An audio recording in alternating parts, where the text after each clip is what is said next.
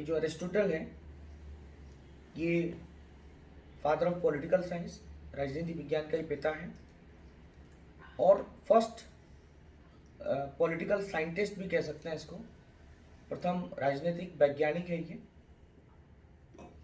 चूंकि जो पॉलिटिक्स है जिसके बाद में क्या जुड़ा, पॉलिटिकल साइंस। तो साइंस का मतलब तो आप समझ सकते हैं, एक राजनीति विज्ञान है पॉलिटिकल साइंस। तो पॉलिटिकल साइंस का जो ओरिजिन है, उसका जो उद्भव है, ओरिजिन, वो ओरिजिन कहाँ हुआ? इसका ओरिजिन जो है वो वेस्टर्न वर्ल्ड में हुआ है, राइट। पॉलिटिकल साइंस जो है उसका ओरिजिन वेस्टर्न वर्ल्ड में हुआ है। राजनीति विज्ञान का जो उद्भव है वो पश्चिमी जगत में हुआ है। एरिस्टोटल, अरस्तु, ये फादर ऑफ पॉलिटिकल साइंस के रूप में इनको हम रिकॉग्नाइज करते हैं।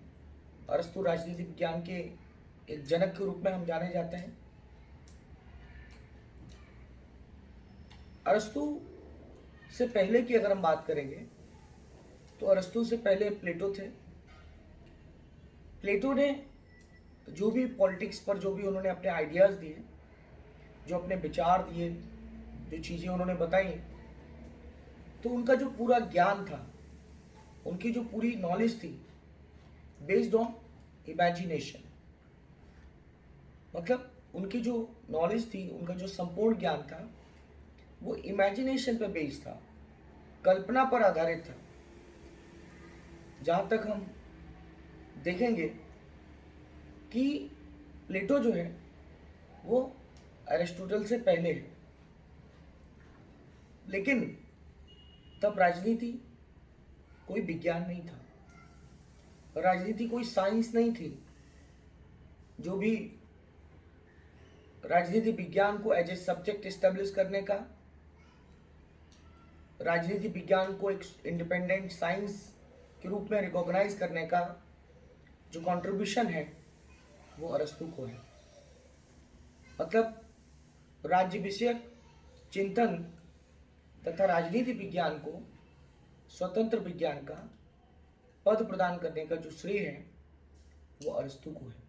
तुलनात्मक पद्धति का प्रयोग किया, कंपेयर करके चीज़ों को पढ़ने की बात जो है वो अरस्तु से ही स्टार्ट होती है।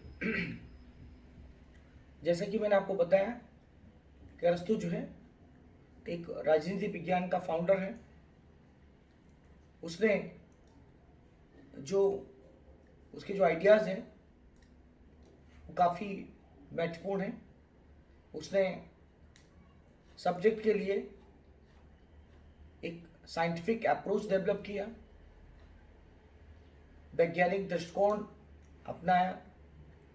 उसने पॉलिटिकल जो पॉलिटिक्स है उसको एज ए साइंस के रूप में रिकॉग्नाइज किया। उसकी एक जो बुक है वो काफ़ी फेमस है, जिसे हम पॉलिटिक्स कहते हैं। ये पॉलिटिक्स काफ़ी इम्पोर्टेंट बुक है उनकी। इसमें इन्होंने 158 कंट्रीज़ के कॉन्स्टिट्यूशन का स्टडी किया। 158 कॉन्स्टिट्यूशन की स्टडी का मतलब क्या है कि मतलब उन्होंने 158 कॉन्स्टिट्यूशन की स्टडी करने के बाद एक ऑब्जर्वेशन निकाला, एक तुलनात्मक पद्धति से, कंपैरेटिव स्टडी से ये डिसाइड करने की कोशिश की कि शासन का, गवर्नमेंट का जो स्वरूप होता है, एक टाइप्स ऑफ गवर्नमेंट जो अच्छी होती है वो कौन सी होती है। तो प्लेटो और अरिस्टोटल में अगर हम थोड़ा ऑब्जर्वेशनल मेथड मीन्स उसने आगमनात्मक पद्धति का प्रयोग किया, विश्लेषणात्मक पद्धति का प्रयोग किया, साथ में पर्यवेक्षणात्मक पद्धति का भी प्रयोग किया। मैक्सी जो है अरस्तु को फर्स्ट पॉलिटिकल साइंटिस्ट रिकॉग्नाइज करते हैं, तो ये आपको ध्यान में रखना है। प्रथम राजनीतिक वैज्ञानिक अरस्तु को कौन कहता है? मैक्सी कहता है। अरस्तु की जो पढ़ने की पद्धति है, अरस्तु का जो सिस्टम है, राइट। उसमें हम देखेंगे कि पहली बार फर्स्ट टाइम एक जो साइंटिस्ट, एक जो साइंटिफिक थॉट्स के रूप में या साइंटिफिक थिंकर के रूप में किसी थिंकर ने अगर सोचा है तो वो एरिस्टोटल ने सोचा है। एरिस्टोटल ने सबसे पहले अपने उसने अपने चिंतन में जो बातें कही, अपने थॉट्स में जो चीज़ों को एक्सप्लेन किया है, उसमें उसने आगमनात्मक जो पद्धति होती है उसका प्रयोग किया है। Means he used inductive method. First time Aristotle used inductive method as well as analytical method and तो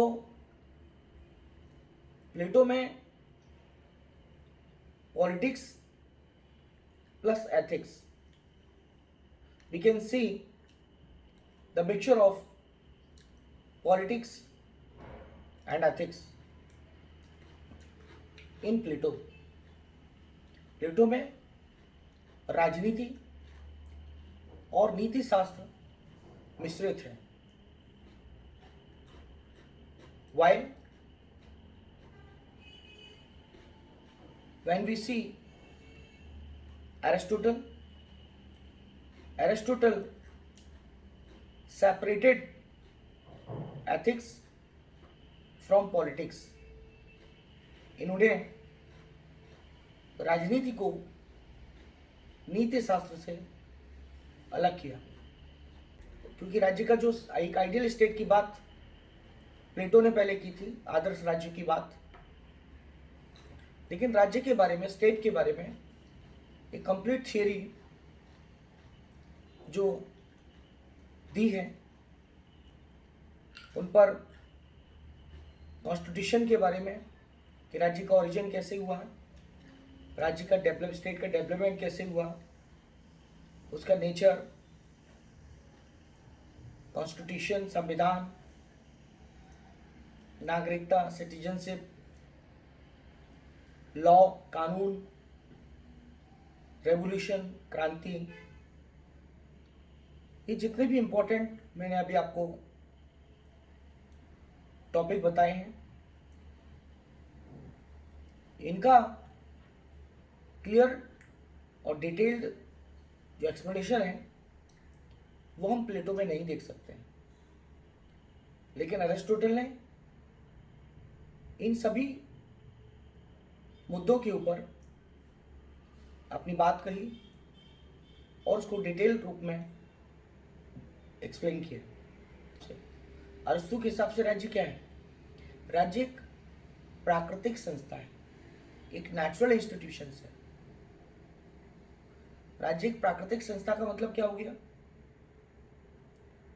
जैसे कि हॉब्स, जैसे कि लॉक, जैसे कि रूसो, ये जो तीनों वेस्टर्न थिंकर हैं, हॉब्स, लॉक, रूसो, इन तीनों लोगों ने क्या बताया कि जो राज्य है, जो स्टेट है, वो एक आर्टिफिशियल इंस्टीट्यूशन है, एक कृत्रिम संस्था है।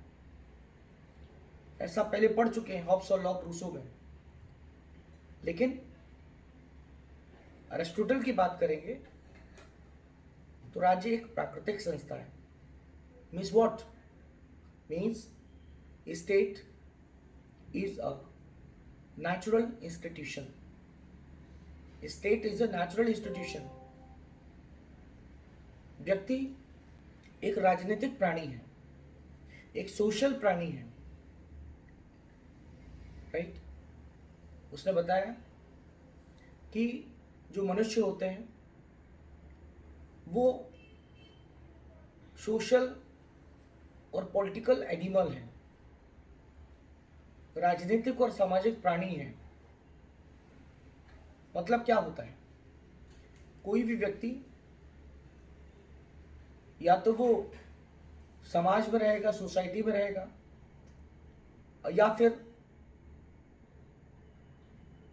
अगर वो समाज में और सोसाइटी में नहीं रहता है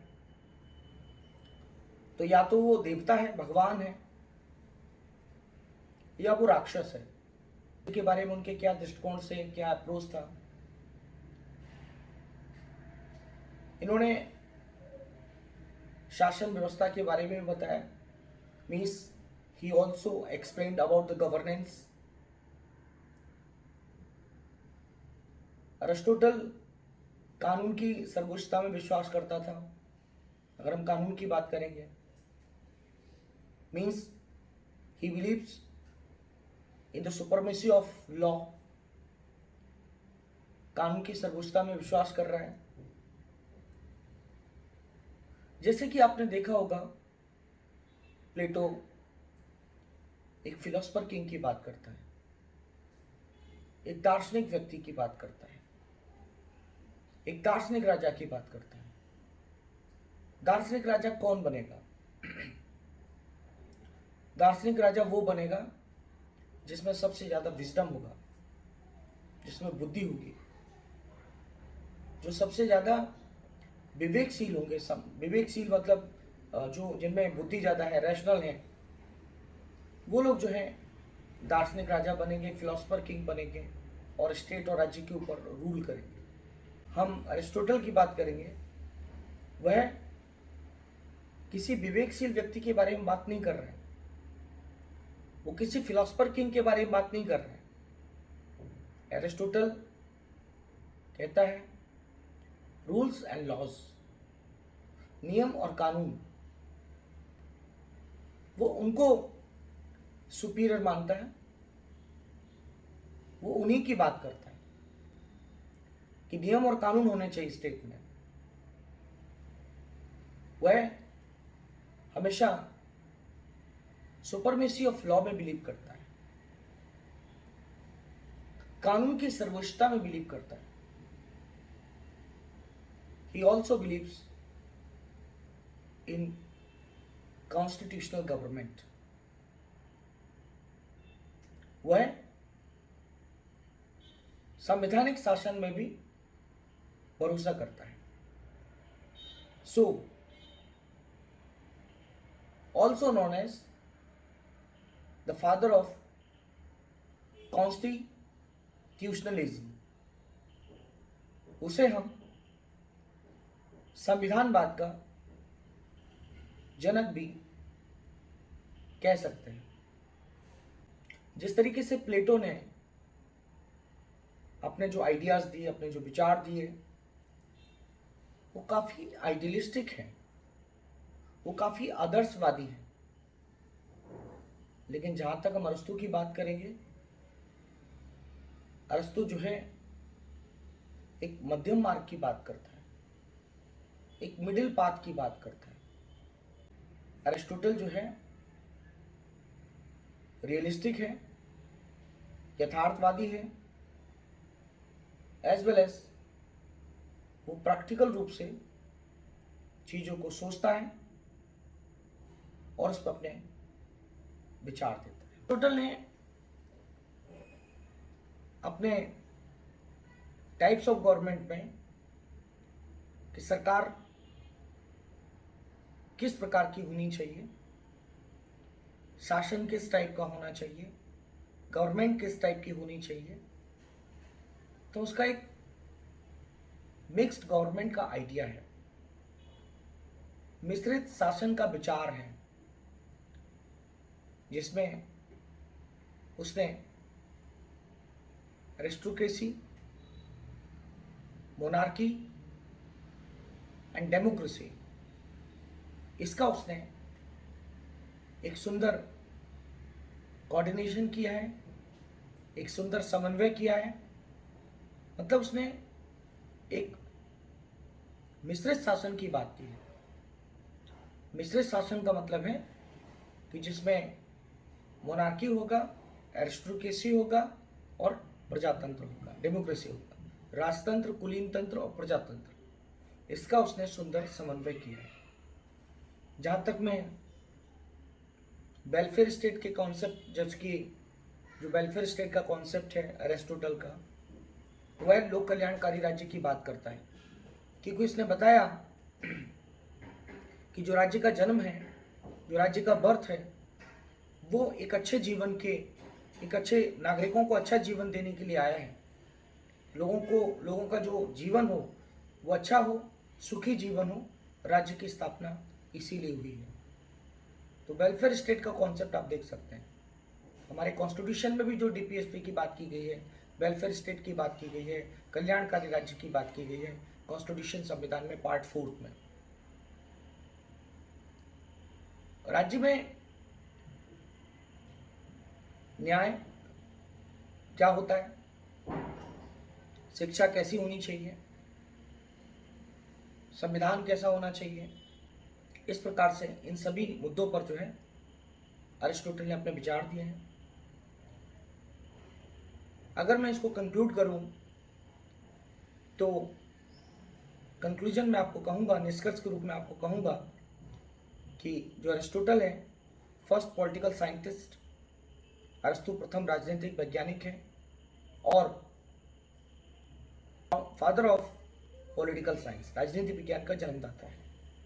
उसने जो साइंटिफिक मेथड का यूज़ करके आज अपने विचारों को सामने लाए हैं वो आज भी उनका रिलेवेंस है, आज भी हम इसीलिए उनको पढ़ रहे हैं।